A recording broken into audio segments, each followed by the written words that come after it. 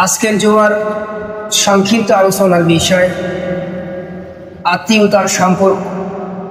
ইনশাআল্লাহ তাআলা আত্মীয়তার সম্পর্ক বিষয়ে অত্যন্ত গুরুত্বপূর্ণ তথ্যবহুল আলোচনা উপস্থাপন করব।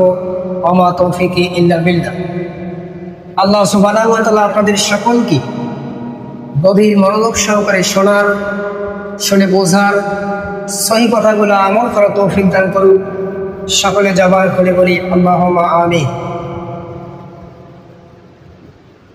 আত্মীয়তার সম্পর্ক অটুট থাকা এটা মুসলমানের একটা ঈমানি দায়িত্ব। আত্মীয়তার সম্পর্ক রাখা, আত্মীয়তার সাথে যোগাযোগ করা, তার খোঁজখবর নেওয়া, তার সাথে কন্ট্যাক্ট রাখা, কমিউনিকেশন ঠিক রাখা, এটা আমাদের একটা ঈমানি দায়িত্ব। কারণ আত্মীয়তার সম্পর্কের প্রতি আল্লাহ সুবহানাহু ওয়া তাআলা এবং আল্লাহ সুবহানাহু ওয়া তাআলা রাসূল সাল্লাল্লাহু আলাইহি ওয়াসাল্লাম তিনি আমাদের অনেক জায়গায় অনেকবার সতর্ক করে দিয়েছেন যেন আমরা আত্মীয়তার সম্পর্ক থেকে ডিভাইডেড পৃথক হয়ে না যাই। তার ওই ধারাবাহিকতায় আজকের জুমার সংক্ষিপ্ত আলোচনার বিষয় আত্মীয়তার সম্পর্ক। আত্মীয় শব্দের অর্থ হচ্ছে আপনজন, স্বজন, আত্মা সম্পর্কীয়, কুটুম্ব। এটা হচ্ছে আত্মীয় শব্দের শাব্দিক অর্থ। এটাকে ইংরেজিতে বলা হয় রিলেশনশিপ বা কিনশিপ। এটা মানে হচ্ছে আত্মীয়। আমরা রিলেশন শব্দ থেকে যদিও বা নেগেটিভ অর্থে নিয়ে থাকি, রিলেশন মানে হচ্ছে একটা মানুষের সাথে আরেকটা মানুষের সম্পর্ক স্থাপন করা, সম্পর্ক তৈরি করা। আর আত্মীয় হচ্ছে তারা যাদের সাথে আমাদের সম্পর্ক তৈরি হয়। এখন ভাববেন, একটা মানুষের সাথে আমার কোনোদিন দেখা নাই, তাহলে সে আমার আত্মীয় হতে পারে কিভাবে? দেখা নাই মানে সে আপনার আত্মীয় নয়। একটা মানুষের সাথে আপনি রংপুর থেকে, আপনি চিনাতুলি থেকে যখন ঢাকা চলে যাবেন, একটা সময় একটা মানুষের সাথে এক সপ্তাহ থাকার পর তার সাথে আপনার একটা দেখবেন বন্ধুত্বপূর্ণ একটা সম্পর্ক তৈরি হবে। কিছু একটা সম্পর্ক বলে আপনাদের মধ্যে ডাকাডাকি সম্মত হবে। সমবয়সী হলে বন্ধু, বয়সে একটু কম বেশি হলে ভাই ভাই, বয়সে একটু বেশি হলে চাচা, তার সাথে একটু বয়স হলে দাদু ভাই নানু ভাই। সম্পর্কটা হবেই না হবে, কারণ আমাদের গোড়া থেকে আমরা এসেছি। কারণ গোড়াতে ছিল আমাদের পিতা একজন, আমাদের মূলে ছিল আমাদের মাতা একজন। সুতরাং সারা পৃথিবীর সমস্ত মানুষ আমরা আত্মীয়তার বন্ধনে আবদ্ধ। সুতরাং আমরা কেউ আত্মীয় ছিন্ন নই, আমরা কেউ অনাত্মীয়। আত্মীয় আমরা এখন শুধু প্রকারভেদ। আত্মীয় প্রধানত দুই প্রকার। একটা হচ্ছে রক্ত সম্পর্কীয় আত্মীয় বা বংশগত আত্মীয়, আরেকটা আত্মীয় হচ্ছে বৈবাহিক সম্পর্কগত আত্মীয়। এখন রক্তের সম্পর্কে বলতে আমরা বুঝি পিতা মাতা, ভাই বোন, চাচা ফুপি, দাদা দাদি, এসব হচ্ছে আমাদের রক্তের সাথে সম্পর্ক, তাই না? আর একটা আছে বৈবাহিক সম্পর্কে যে আত্মীয়তা, সেটা হচ্ছে বিবাহ করার পর স্ত্রীর পিতার বাসায় আমাদের শ্বশুর বাড়িতে যে আত্মীয়গুলো তৈরি হবে, এটা হচ্ছে আরেক প্রকার আত্মীয়। তথা শ্বশুর শাশুড়ি, শালা শালি, ওই দিকের যে সম্পর্কগুলো আছে, এটা হচ্ছে বৈবাহিক সম্পর্ক হওয়ার কারণে এটা আমাদের আত্মীয়ের মধ্যে ঢুকে পড়ে। সুতরাং এই আত্মীয়টা আমাদের অটুট রাখা খুবই জরুরি। আমরা সামনে এর কুফল এবং সুফল জানবো ইনশাআল্লাহ তাআলা। এখন এই আত্মীয়তা আমাদের উপর, আত্মীয়তার হুকুমটা আসলে কি? আত্মীয়র আমরা পারিভাষিক আবেদনিক শব্দ শুনলাম, আত্মীয়র আমরা প্রকারভেদ কম বেশি জানলাম, প্রধান যে প্রকারটা না বললেন আমরা শুনলাম। এখন আমরা জানবো আত্মীয়তা সম্পর্ক রক্ষা করার হুকুম। আত্মীয়তার সম্পর্ক রক্ষা করার হুকুম এটা হচ্ছে পর্যায়ক্রমে ফরজ, সুন্নাত এবং বৈধ। ফরজ আত্মীয় হচ্ছে আমাদের পিতামাতার সাথে সম্পর্ক রক্ষা করা হচ্ছে ফরজ। কারণ আল্লাহ সুবহানাহু ওয়া তাআলা অনেক জায়গায় বলেছেন, তেনার পরেই যে কথাটা আসে সেটা হচ্ছে পিতামাতার কথা।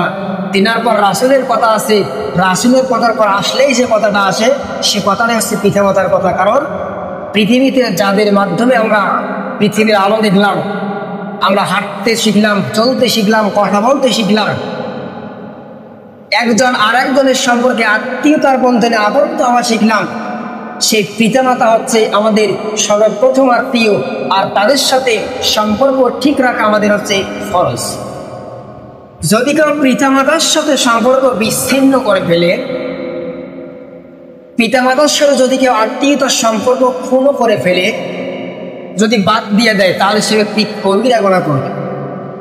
আল্লাহ সুবহানাহু ওয়া তাআলা কোরআনুল কারীমের মধ্যে বলতেছেন, সূরাতুল ইসরা, যাকে আমরা বনি ইসরাঈল নামে চিনি, 23 এবং 24 নম্বর আয়াত, 23 নম্বর আয়াতে কি বলতেছেন শুনেন। আল্লাহ তাআলা বললেন, ওয়া কাদা রাব্বুকা আল্লা তা'বুদু ইল্লা ইয়্যাহা ওয়া বিল ওয়ালিদাইনি ইহসান।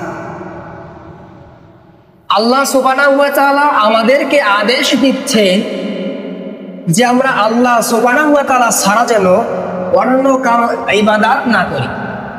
ওয়া কাদা রাব্বুকা আল্লা তা'বুদু ইল্লা ইয়্যাহা, এটা আল্লাহর আদেশ যেন আমরা আল্লাহ ছাড়া আর কোনো ইবাদত না করি। তারপরের বাক্যে দেখেন, আল্লাহর ইবাদতের পর আল্লাহ সুবহানাহু ওয়া তাআলা যে কথাটা বললেন, ওয়া বিল ওয়ালিদাইনি ইহসান, তোমরা তোমাদের পিতামাতার সাথে ইহসান করো, সদাচরণ করো, উত্তম আচরণ করো, ভালো ব্যবহার করো। তারপরে পিতামাতার গুরুত্ব আছে না নাই? সমাজের দিকে তাকালে যে আমাদের অবস্থাটা সবচাইতে বেশি মনে হয়, সম্পর্কের মধ্যে ফাটল ধরে পিতা এবং মাতা। যদিও এতদিন আমরা জানতাম না, আজকে যেহেতু জানতেছি, যাদের এই সম্পর্কটা ফাটল আছে, আশা করবো তারা জোড়া লাগিয়ে নেওয়ার চেষ্টা করবেন। কারণ পিতামাতার সন্তুষ্টিতে আল্লাহ তাআলার সন্তুষ্টি, আর পিতামাতার অসন্তুষ্টিতে আল্লাহ সুবহানাহু ওয়া তাআলার অসন্তুষ্টি। দুনিয়াতে আপনার জান্নাত আছে, দুনিয়াতে আপনার জান্নাত। আল্লাহ রাসূল সাল্লাল্লাহু আলাইহি ওয়াসাল্লাম হাদিসের মধ্যে বললেন, আল জান্নাতু তাহতা আকদামিল উম্মাহাত, মায়ের পায়ের নিচে সন্তানের জান্নাত। কার পায়ের নিচে? আপনার জান্নাত আপনার পৃথিবীতে আছে, আপনি যদি সেটাকে অর্জন করে নিতে না পারেন, খুশি রাখতে না পারেন, তাহলে পরকালের জান্নাত যেটা আল্লাহ তাআলা আপনার এবং আমার জন্য প্রস্তুত করে রেখেছে, তাহলে আপনি সেটাকে কিভাবে পেতে পারেন, সেটা আপনার মাথায় আসে কি করে?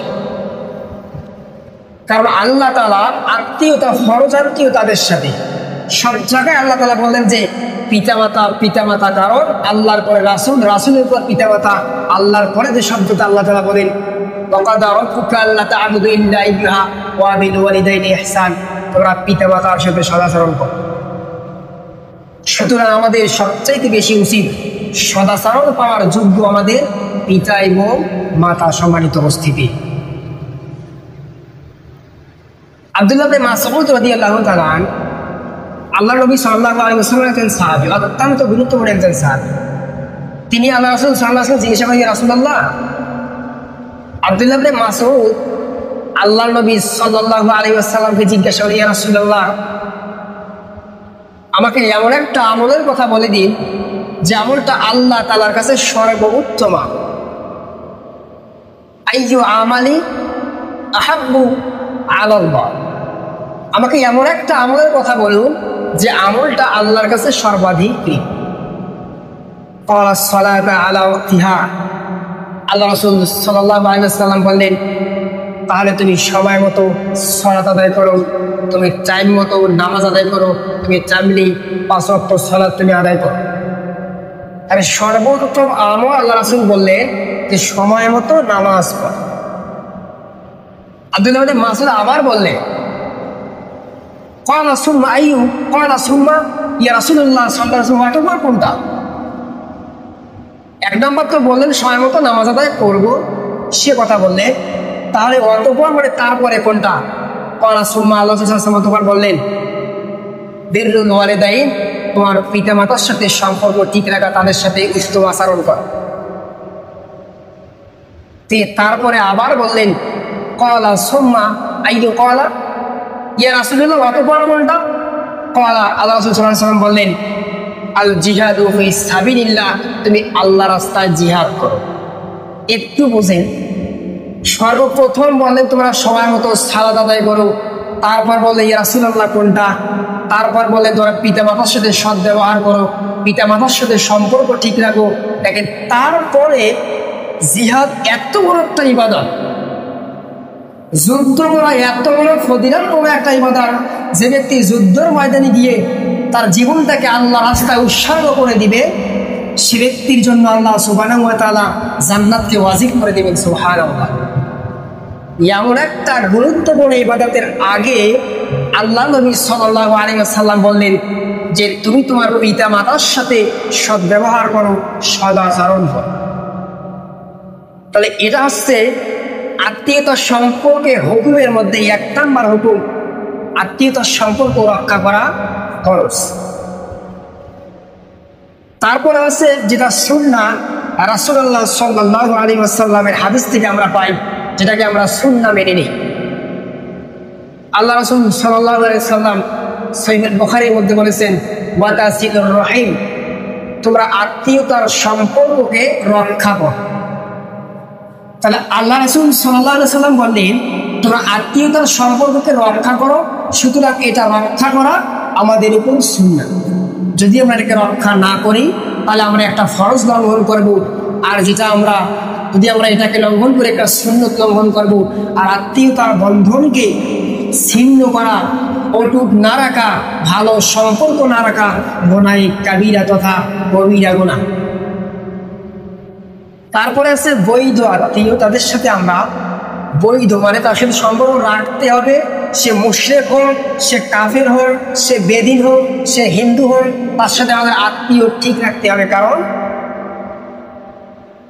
সালমা বিনতে আরওয়া রাদিয়াল্লাহু তাআলা আনহু তিনি বললেন যে আমি আল্লাহ রাসূল সাল্লাল্লাহু আলাইহি ওয়াসাল্লামের কাছ থেকে ফতোয়া জিজ্ঞাসা করলাম, তাকে আমি বললাম যে আমার মা আমার কাছে মুশরিক অবস্থায় আসলো, আসার পর তিনি আমার কাছে আশা করতেছেন সদাচরণ পাওয়ার জন্য, উত্তম আচরণ পাওয়ার জন্য, ভালো ব্যবহার পাওয়ার জন্য। তাহলে যে রাসূলুল্লাহ সাল্লাল্লাহু আলাইহি ওয়াসাল্লাম আমি কি তার সঙ্গে সৌহার্দ্যপূর্ণ উত্তম আচরণ করব? আল্লাহ রাসূল সাল্লাল্লাহু আলাইহি ওয়াসাল্লাম বললেন নাম, অবশ্যই তুমি তার সাথে উত্তম আচরণ করবা, হোক সে ইহুদি নাসারা বেদিন কাফের, তুমি তার সাথে তোমার পিতা মাতার সাথে সুন্দর আচরণ করবা। সুতরাং আত্মীয় পিতা মাতা সে বেদিন হতে পারে, তার সাথে আমাদের সম্পর্কটা অটুট রাখা রাসূল সাল্লাল্লাহু আলাইহি ওয়াসাল্লামের হাদিস দ্বারা আমরা জানতে পারি।